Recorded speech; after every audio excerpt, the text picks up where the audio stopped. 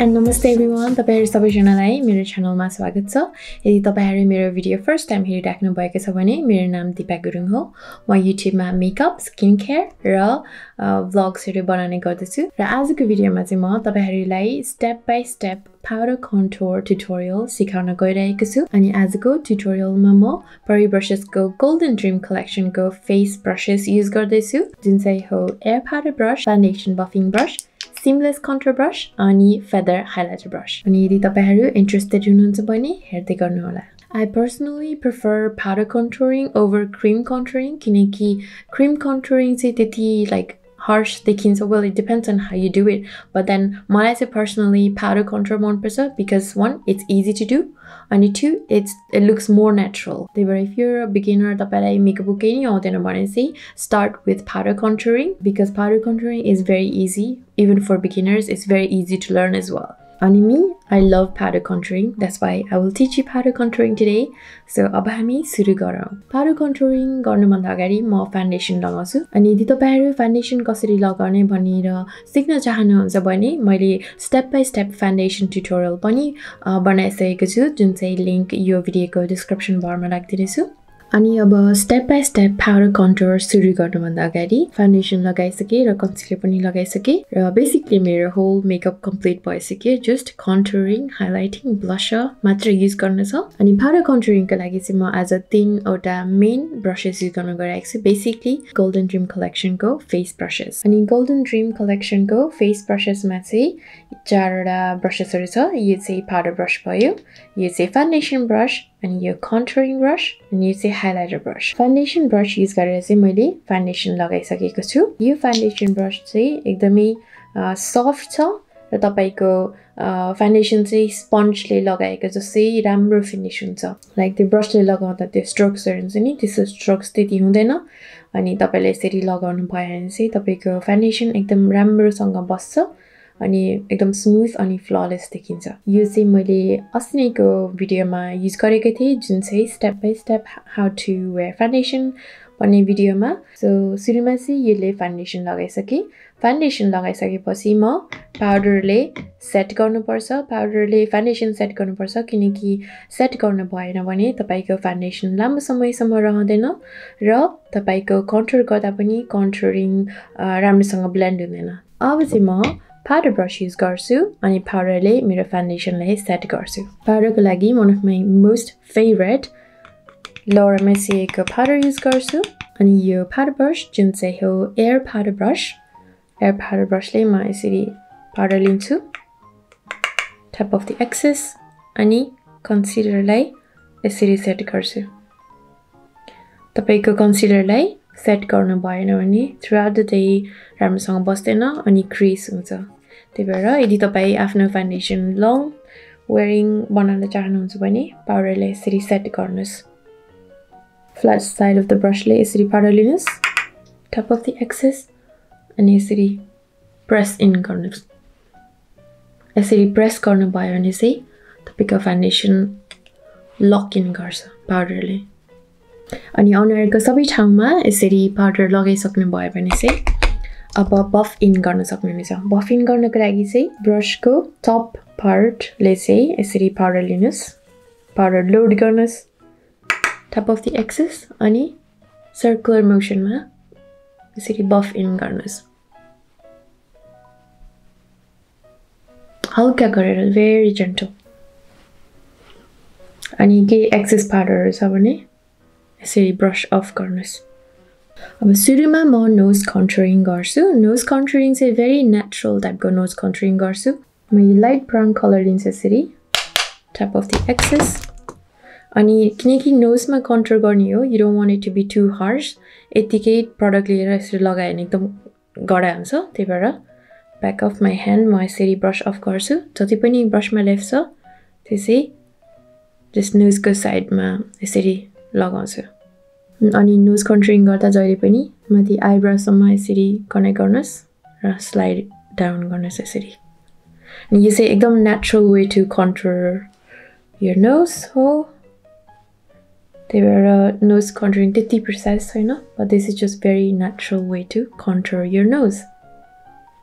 यदि तपाईलाई अझै प्रिसाइज गरेर नोज कन्ट्रोल गर्न छ भने चाहिँ तपाई यो एज डिफ्युजर ब्रश युज गर्न सक्नुहुन्छ किनकि यसको टिप चाहिँ अझै सानो छ नोज कन्ट्रोलिङ अझ भ्याएको छैन cuz we can add highlight as well तर त्यो गर्नुभन्दा अगाडि म cheeks कन्ट्रोल गर्छु फेरि अघि नै जसरी म यो कलर लिन्छु अहिले चाहिँ धेरै नै लोड गरेको छु यसरी tap of the excess यो बिग्रेको अनि अब कन्ट्रोलिङ को लागि फिक्समा कन्ट्रोल गर्नको लागि जहिले नि तपाईको यो हेयर लाइन छ नि यहाँबाट सुरु गर्नुस् यहाँबाट यसरी तल यो माउथको कर्नर छ यतातिर ल्याउने तपाईले कन्ट्रोल गर्दाखेरि चाहिँ यता तल ल्याउने यता तल लाग्नु नि भएन माथि लाग्नु नि भएन हैन यसरी माउथको कर्नरमा त्यसै गर्नु भयो नि यसो मज्जाको लाइन बसेर शार्प स्कल्प्चर देखिन्छ हेयर लाइनबाट स्टार्ट गर्नु धेरै प्रोडक्ट अनि थोरै प्रोडक्ट है यसरी प्लेस गर्नुस् अनि यसरी माउथको कर्नरमा लाइन चाहिँ यता पोइन्ट गर्नुस् सो यहाँ चाहिँ धेरै प्रोडक्ट अनि बिस्तारै जति पनि रहेको छ त्यसलाई तल तान्दै ल्याउनु ओके यस्तो भएपछि तपाईले यसलाई चाहिँ अब ब्लेन्ड गर्न सुरु गर्नु भइन्छ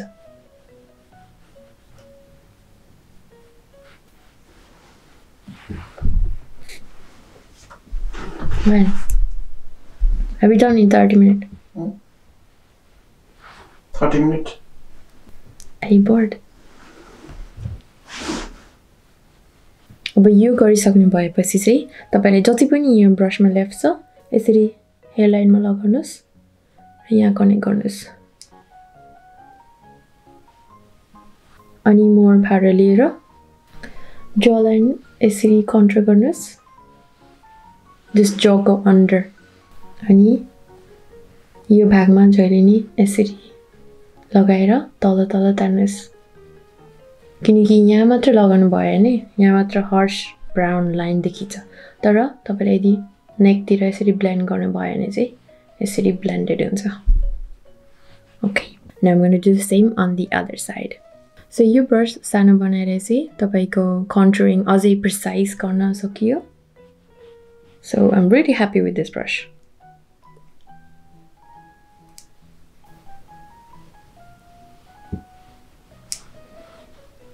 अब यो एंगल को यो टिपले चाहिँ यसरी लिनुस् अनि under your lips यसरी लगाउनुस् अनि यसरी लिप्स को तल पनि लगाउनु भयो भने तपाईको लिप्स more 3D देखिन्छ अनि more राम्रो देखिन्छ अब म यही ब्रशले ब्लशर पनि लगाउँछु ब्लशर चाहिँ म यो लगाउँछु यो चाहिँ kind of like हेर्दा चाहिँ ब्राउन देख्छ तर यो पिची टोन को हो सो म यो कलर यसरी लिन्छु र यो कन्टुर लगाए अघि कन्टुर को right on top of the contour यसरी माथि कन्टुर को माथि लगाउँछु अनि कन्टुर सँग यसरी ब्लेन्ड गर्ने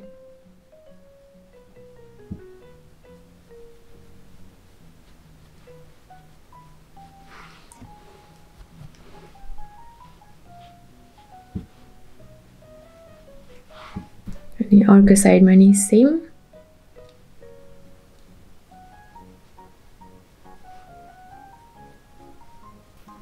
अनि फाइनली अब हाइलाइट को पाला हाइलाइट को लागि चाहिँ म यो लाइट गोल्ड हाइलाइटर युज गरेछु र यो फेदर हाइलाइटर ब्रशले यसरी लिन्छु अब हाइलाइट लगाउने ठाउँ चाहिँ कता भन्दा यहाँ कन्टुर लगाउनु भयो त्यसपछि ब्लशर लगाउनु भयो अनि हाइलाइट चाहिँ just right on top of यो ब्लशर यो लाइनमा यो चीक बोन को यो लाइनमा है जस्ट अन्डर यो eye above your cheekbone So that makes sense. Yes.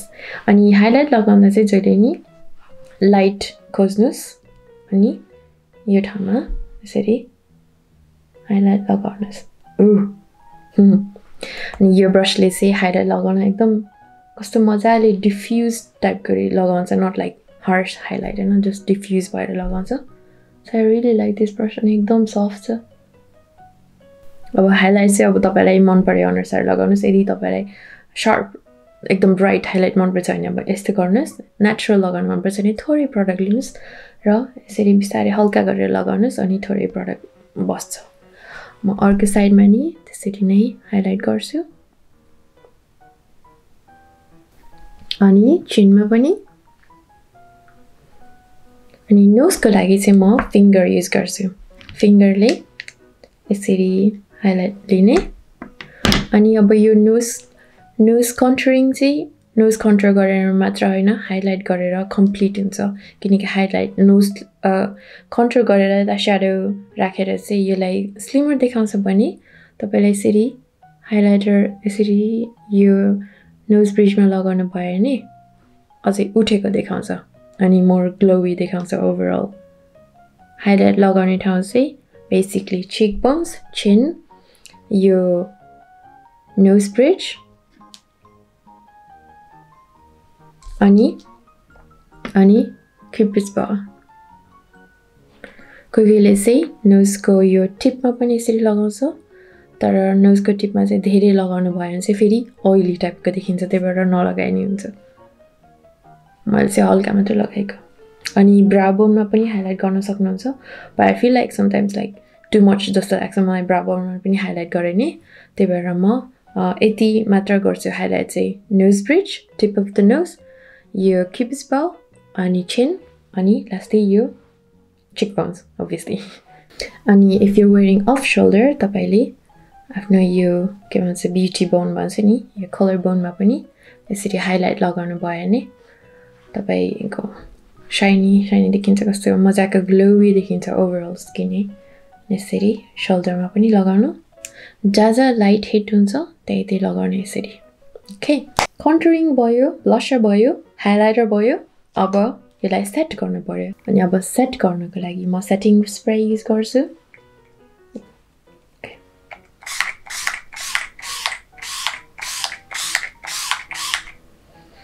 this smells so nice setting spray use गर्नु भयो भने सुरुमा चाहिँ हामीले कन्टुरिङ हाइलाइटिङ अल दोस पाउडर्सहरु सबै कस्तो पाउडरी देखिन्छ तर यदि तपाईले सेटिङ स्प्रे युज गर्नु भयो भने चाहिँ त्यो पाउडरलाई चाहिँ सेट गर्छ पाउडर हराउँछ तपाईको स्किनमा एकदम राम्रोसँग ट्याप्प मजाले टासिन्छ बस्छ अनि मोर नेचुरल देखिन्छ अनि तपाईको बेस मोर नेचुरल देखिन्छ अनि depending on what kind of spray it is यदि म्याटिफाइङ हो भने तपाईको फेस म्याट बनाउँछ ग्लोइङ हो भने ग्लोइङ बनाउँछ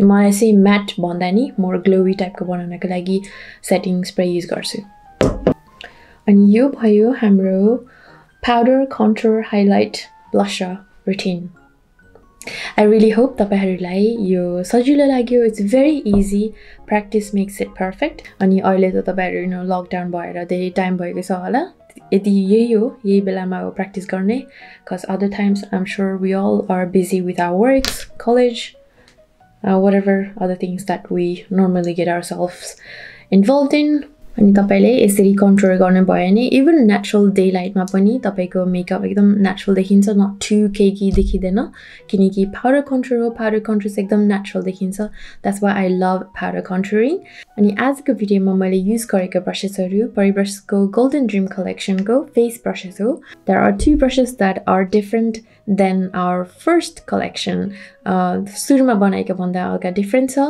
It is improved and better version of the Golden Dream collection. I'm so excited for all of you to try it. And if you want to try it as well, then I have a coupon code for you, which you can get 20% off. That is for pre-order of these Golden Dream collection.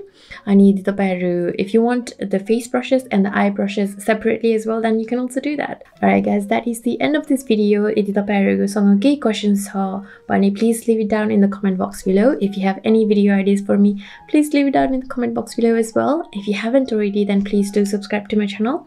If you video मन पर्यो पनि like गरिदिनु होला.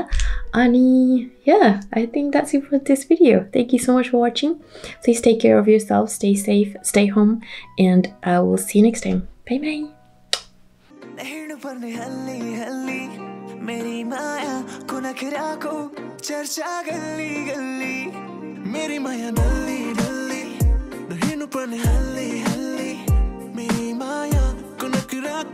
चर्चा